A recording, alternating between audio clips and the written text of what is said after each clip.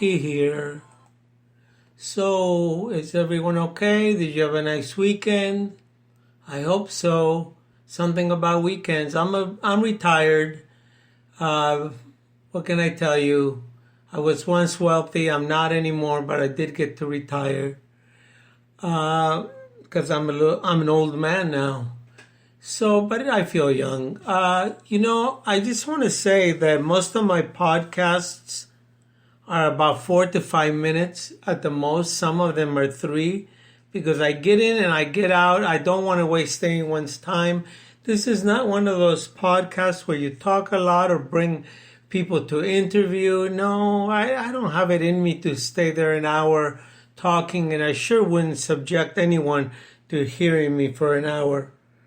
I kicked around the idea of a food show. I want to stay with poetry, but let me just say this. I can also write short stories, and I do that occasionally. All I need is like 2 words, and out of those 2 words will come a long story. And today I'm going to recite it. So if you haven't got the patience for my 10 minutes, sorry, but that's how long I think it's going to take. Somebody walked by me, and they said the words, cotton, and from there I developed a whole story because I have a vivid imagination. I've written stories about ancient Rome, ancient Egypt, ancient battles, the Civil War, one about Cortez, one about Christopher Columbus. But today the word cotton, and I picture what would it be like to be a slave on a plantation. Not pretty at all. If you ever look at the pictures, the people are in tatters. Is it any wonder they're still a little bit upset a couple hundred years after 100 and so many years after it's passed? Anyway, why don't I take the rest of the time to read the damn story? And it does rhyme, so there is some poetry, some rhythm to it, like a poem.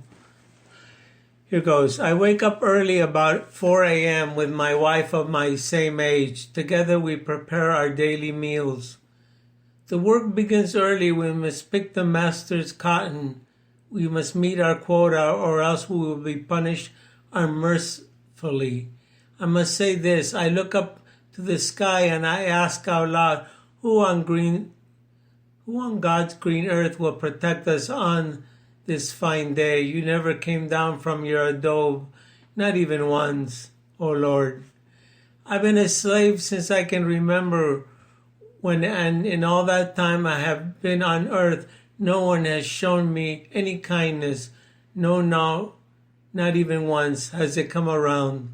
Yet I still believe that someday it will come and we will be filled with blessings and we will be happy, at least for a little while. I'm only dreaming. It never comes around for people like me. No, not I. We hardly have any clothing on our backs, just some tatters that we were left behind. From whom might you ask? It matters not. What have I done, O Lord, to deserve this wretched life? Every day it gets harder and harder just to breathe and stay alive. I can't help my family in any way like a good husband should, like in other places I only heard about.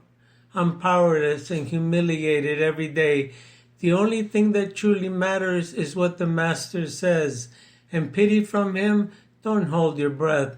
If you even look at him funny, you will be punished in a bad way. Who will be my protector on this fine day?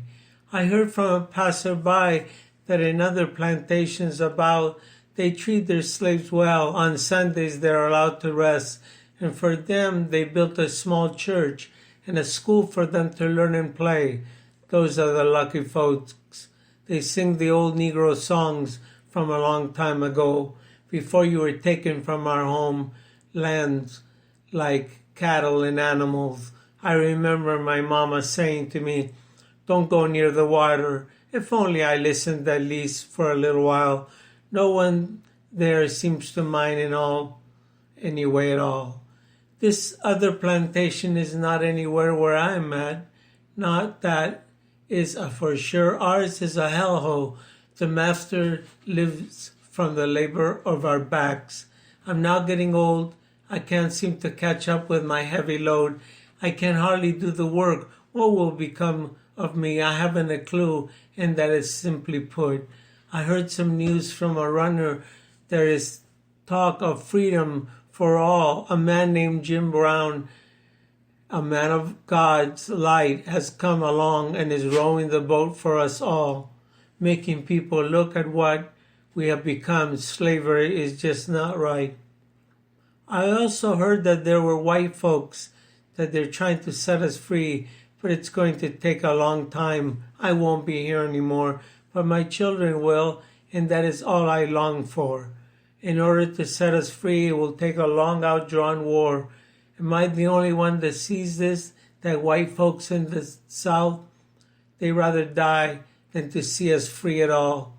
What better labor than workers that have no rights and absolutely no fee? Give them a small meal and it will satisfy them, or else they will get the whip. It's just the way it is down here in the devil's South, where many man like me has lived and died.